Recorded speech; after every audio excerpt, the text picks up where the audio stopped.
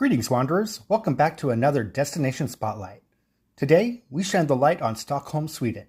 But before we do, don't forget to click like, subscribe, and click that bell icon to be notified when we release new content. Thanks.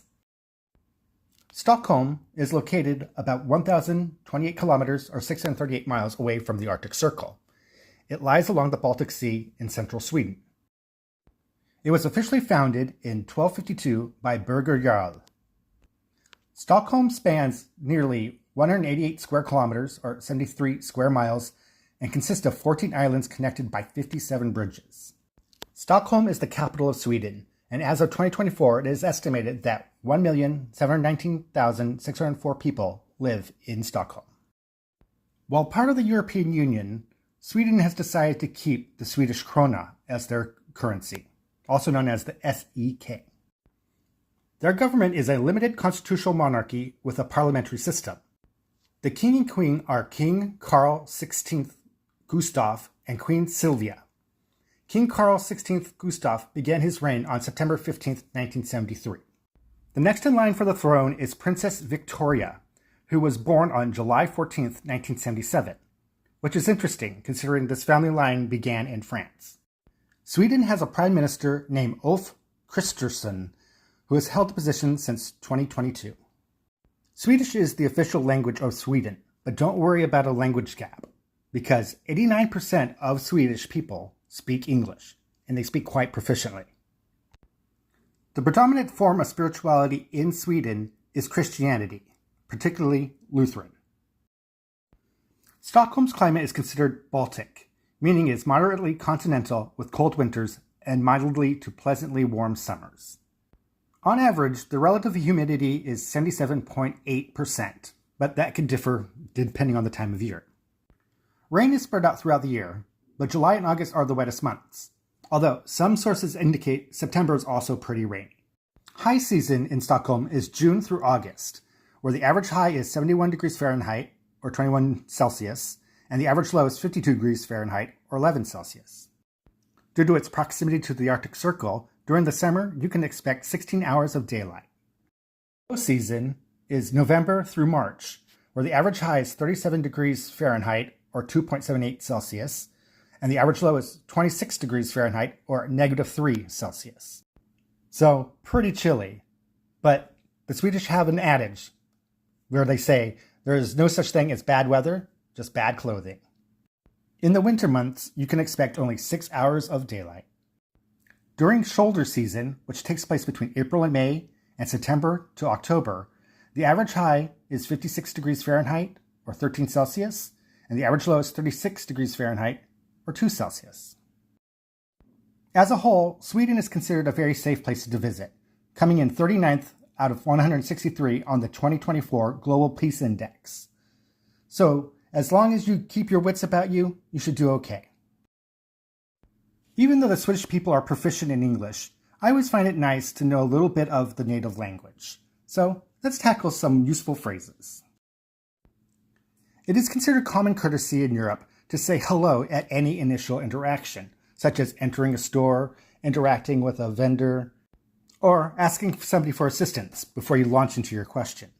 In Swedish, hello is hej. To say goodbye in Swedish, you would say hej då. I'll repeat that. Hej då. A little AW sound right at the end. Hej då. Next up is tack. This serves as thank you, but it can also work as please. So when you're ordering, you can place your order and say tack. So it's almost like thank you in advance. Swedish does have a word for please, but it's used for more of a pleading type situation. So use tack. To say you're welcome, you would say varsågod. This is an interesting one too, because your waiter or your server may come up to your table and say varsågod as kind of their way of greeting. But also, if you hold the door open or somebody holds the door open for you, you might hear them say varsågod. Now, if you need to interrupt somebody in order to ask a question, you would say ursäkta mig for excuse me. Ursäkta mig. Let's take a look at some of the cool places to visit while in Stockholm. Are you a fan of the Swedish pop group ABBA?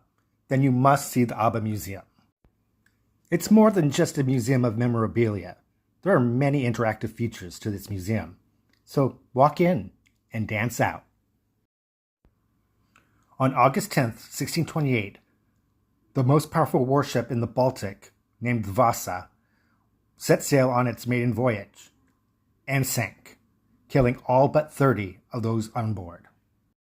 It rested at the bottom of Stockholm's harbor for 333 years, until April 24th, 1961, when it was finally brought back to the surface. And much to everybody's surprise and delight, it was incredibly preserved. And now you can see it at the Vasa Museum.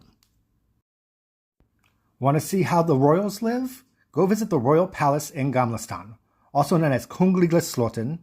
It is the official residence of the King of Sweden.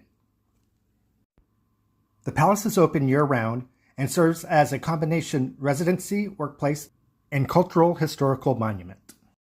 Literally meaning Old Town, Gamlestan is the original Stockholm. This section of Stockholm goes back to the founding of Stockholm as a city in 1252. It is here in Gamlestan you could find Stockholm's oldest building, Storkirken, which was consecrated in 1306. Looking for an adrenaline rush? Then pay a visit to Grönalund in the heart of Stockholm. This amusement park has rides for all ages, foods, drinks, and even concerts. Well, that's it for our look at Stockholm, Wanderers. I hope you enjoyed. Hej då! Thank you for watching this video. If you haven't done so yet, don't forget to click like, subscribe, and click that bell icon to be notified when we release new content. Also, find us on Facebook, TikTok, and Instagram. And don't forget, we book travel. Give us a call at 188-299-1969, and we'll get you on your joyful wandering. And if you've made it this far, go check out these videos. Again, thanks for watching. Bye, Wanderer.